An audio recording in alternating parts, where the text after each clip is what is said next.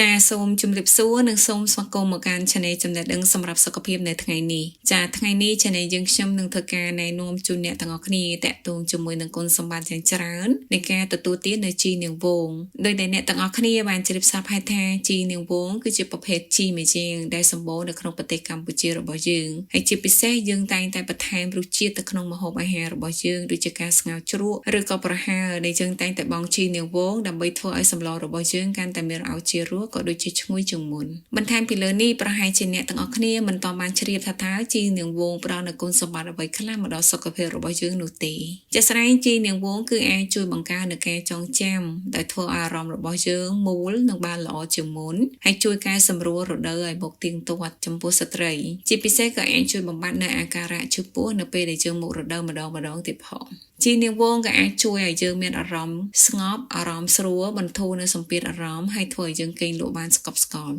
ជីនាងវងក៏ត្រូវបានគេប្រើប្រាស់ដើម្បីជួយបំបត្តិនូវរង្វង់ភ្នែកខ្មៅដែលមានប្រសិទ្ធភាពហើយក៏ត្រូវបានគេប្រើប្រាស់ផងដែរសម្រាប់ការបំបត្តិនូវអាការៈឈឺចុកចាប់ក្រៅពីនេះបើសិនណាជាអ្នកទាំងអស់គ្នាដែលមានបញ្ហាជាមួយនឹងក្រពះឬក៏ប្រព័ន្ធរំលាយអាហារដែលមិនអាចរំលាយអាហារបានល្អការទទួលទាននៅជីនាងវងក៏អាចជួយសម្រួលនៅដំណើរការរបស់ក្រពះឬក៏ប្រព័ន្ធរំលាយអាហាររបស់យើងឲ្យមានដំណើរការល្អឡើងវិញផងដែរបន្ថែមពីលើនេះជីនាងវងក៏មានប្រសិទ្ធភាពផងដែរគឺជួយកាត់បន្ថយនៅអាការៈពុលដូចជាពុលឡានឬក៏ពុលកណូតចំពោះអ្នកដែលមានអាការៈពុលផងដែរប៉ុន្តែទោះបីជាយ៉ាងណាក៏ដោយអ្នកទាំងអស់គ្នាគួរតែមានការកត់សម្គាល់ផងដែរជីនាងវងគឺមិនអាចទទួលទានបានទេចំពោះស្ត្រីដែលមានផ្ទៃពោះនិងកូនក្មេងហើយចំពោះអ្នកដែលមានសុខភាពខ្សោយដូចជាមនុស្សចាស់ឬក៏អ្នកដែលមានជំងឺប្រចាំកាយក៏មិនគួរទទួលទាននៅជីនាងវងផងដែរព្រោះវាអាចធ្វើឲ្យប៉ះពាល់ទៅដល់សុខភាពរបស់យើងហើយបើសិនណាជាអ្នកទាំងអស់គ្នាមានបញ្ហាណាមួយទៅលើសុខភាពរបស់យើងសូមអ្នកទាំងអស់គ្នាគួរតែពិគ្រោះជាមួយនឹងគ្រូពេទ្យជំនាញ